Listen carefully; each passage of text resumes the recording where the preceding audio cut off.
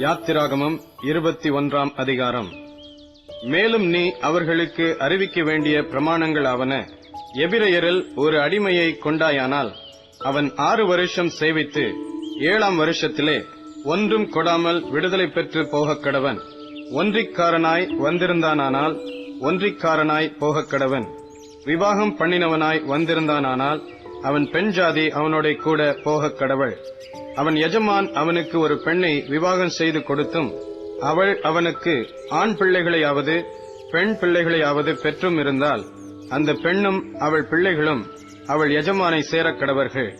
அவன் மாத்திரம் ஒன்றியாய் போகக் கடவன். அந்த வேலைக்காரன், என் எஜமானையும் என் பெண் ஜாதியையும் என் பிள்ளைகளையும் நேசிக்கிறேன், நான் விடுதலை பெற்று போக மனதில்லை என்று மனப்பூர்வமாய் சொல்வானானால் அவன் எஜமான் அவனை நியாயாதிபதிகளிடத்தில் அழைத்துக் கொண்டு போய் அவனை கதவின் அருகேயாவது கதவு நிலையின் அருகேயாவது சேரப் பண்ணி அங்கே அவன் எஜமான் அவன் காதை கம்பியினாலே குத்தக் கடவன். பின்பு அவன் என்றைக்கும் அவனிடத்திலே சேவித்துக் கொண்டிருக்க கடவன். ஒருவன் தன் மகளை வேலைக்காரியாக விற்று போட்டானால் வேலைக்காரன் விடுதலை பெற்று போவது போல அவள் போகக்கூடாது. அவளை தனக்கு நியமித்துக் கொண்ட எஜமானின் பார்வைக்கு அவள் தகாதவளாய் போனால் அவள் மீட்கப்படலாம். அவன் அவளுக்கு துரோகம் பண்ணி அவளை அந்நியர் கையில் விற்று போட அவனுக்கு அதிகாரம் இல்லை.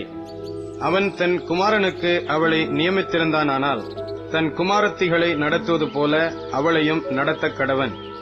அவன் வேறொரு பெண்ணை கொண்டானாகில் இவளுக்குரிய அன்ன வஸ்திர விவாக கடமை ஆகிய இவைகளில் குறைவு செய்யாமல் இருப்பானாக. இம்மூன்றும் அவன் அவளுக்கு செய்யாமற் போனால் அவள் பணங்கொடாமல் விடுதலை பெற்று போகக் கடவள். ஒரு மனிதனை சாகும்படி அடித்தவன் நிச்சயமாய் கொலை செய்யப்பட கடவன். ஒருவன் பதிவிருந்து கொள்ளாமல் தேவச் செயலாய் தன் கைக்கு நேரிட்டவனை கொன்றால் அவன் ஓடிப்போய் சேர வேண்டிய ஸ்தலத்தை உனக்கு நியமிப்பேன். ஒருவன் பிறனுக்கு விரோதமாக சதிமோசம் செய்து அவனை துணிகரமாய் கொன்று போட்டால் அவனை என் பலிபீடத்திலிருந்தும் பிடித்துக் கொண்டு போய் கொலை செய்ய வேண்டும். தன் தகப்பனையாவது தன் தாயையாவது அடிக்கிறவன் நிச்சயமாய் கொலை செய்யப்பட கடவன். ஒருவன் ஒரு மனிதனை திருடி விற்று போட்டாலும் இவன் அவன் வசத்தில் இருக்க கண்டுபிடிக்கப்பட்டாலும் அவன் நிச்சயமாய் கொலை செய்யப்பட கடவன். தன் தகப்பனையாவது தன் தாயையாவது சபிக்கிறவன் நிச்சயமாய் கொலை செய்யப்பட கடவன். மனிதர் சண்டை பண்ணி ஒருவன் மற்றொருவனை கல்லால் எறிந்ததினாலாவது கையால் அடித்ததினாலாவது அவன் சாவாமல் கட்டில் கிடையாய் கிடந்து திரும்ப எழுந்திருந்து வெளியிலே தன் ஊந்துகோலை பிடித்துக் கொண்டு நடமாடினால் அடித்தவன் ஆக்கினைக்கு நீங்களாயிருப்பான். ஆனாலும் அவனுக்கு வேலை மினக்கிட்ட நஷ்டத்தை கொடுத்து அவனை நன்றாய் குணமாக்குவிக்க கடவன்.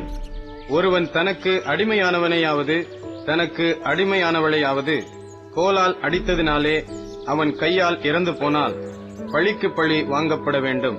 1 நாளாவது 2 நாளாவது உயிரோடு இருந்தால் அவர்கள் அவனுடைய உடைமையாகையால் பழி வாங்க வேண்டியதில்லை. மனிதர் சண்டை பண்ணி கர்ப்பவதியான ஒரு ஸ்திரீயை அடித்ததினால் அவளுக்கு வேறே சேதமில்லாமல் கர்ப்பம் விழுந்து போனால் அடிபட்ட ஸ்திரீயின் புருஷன் அடித்தவன் மேல் சுமத்துகிறதற்கத்தக்கதாயும் நியாயாதிபதிகள் செய்யும் தீர்ப்பின்படியும் தண்டம் கொடுக்க வேண்டும். வேறே சேதம் உண்டானால் ஜீவனுக்கு ஜீவன், கண்ணுக்கு கண், பல்லுக்கு பல், கைக்கு கை, காலுக்கு கால், சூட்டுக்கு சூடு, காயத்துக்கு காயம், தழும்புக்கு தழும்பு பழி கொடுக்க வேண்டும்.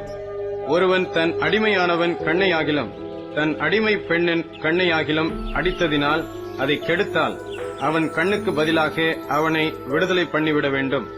அவன் தன் அடிமையானவன் பல்லையாவது தன் அடிமை பெண்ணின் பல்லையாவது உதிர அடித்தால் அவன் பல்லுக்கு பதிலாக அவனை விடுதலை பண்ணிவிட வேண்டும். ஒரு மாடு ஒரு புருஷனையாவது ஒரு ஸ்திரீயையாவது முட்டினதினால் சாவுண்டானால் அந்த மாடு கல்லெறியப்பட வேண்டும். அதன் மாம்சம் புசிக்கப்படலாகாது.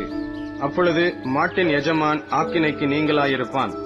தன் மாடு வழக்கமாய் முட்டுகிற மாடாயிருந்து அது அதன் எஜமானுக்கு அறிவிக்கப்பட்டும் அவன் அதை கட்டி வைக்காததினால் அது ஒரு புருஷனையாவது ஒரு ஸ்திரீயையாவது கொன்று போட்டால் மாடும் கல்லறியப்பட வேண்டும், அதன் எஜமானும் கொலை செய்யப்பட வேண்டும். அபராதம் கொடுக்கும்படி தீர்க்கப்பட்டதானால் அவன் தன் ஜீவனை மீட்கும் பொருளாக விதிக்கப்பட்ட அபராதத்தை கொடுக்க கடவன். அது ஒருவன் மகனை முட்டினாலும் சரி ஒருவன் மகளை முட்டினாலும் சரி, இந்த தீர்ப்பின்படியே அவனுக்கு செய்யப்பட வேண்டும். அந்த மாடு ஒரு அடிமையானவனையாவது ஒரு அடிமை பெண்ணையாவது முட்டினால் அதற்கு உடையவன் அவர்களுடைய எஜமானுக்கு 30 சேக்கல் நிறையான வெள்ளியை கொடுக்க கடவன். மாடு கல்லெறியப்பட வேண்டும். ஒருவன் ஒரு குழியை திறந்து வைத்ததினாலாவது ஒரு குழியை வெட்டி அதை மூடாதே போனதினாலாவது அதிலே ஒரு மாடாவது ஒரு கழுதையாவது விழுந்தால் குழிக்கு உடையவன் அதற்கு ஈடாக பணத்தை மிருகத்தின் எஜமானுக்கு கொடுக்க கடவன். செத்ததோ அவனுடையதாக வேண்டும். ஒருவனுடைய மாடு மற்றவனுடைய மாட்டை முட்டினதினால் அது செத்தால் உயிரோடு இருக்கிற மாட்டை அவர்கள் விற்று அதன் கிரயத்தை பங்கிட்டு செத்ததையும் பங்கிட்டுக் கொள்ள கடவர்கள். அந்த மாடு முன்னமே முட்டுகிற மாடென்று அதன் எஜமான் அறிந்திருந்தும் அதை கட்டி வைக்காதிருந்தால் அவன் மாட்டுக்கு மாட்டை கொடுக்க கடவன். செத்ததோ அவனுடையதாக வேண்டும்.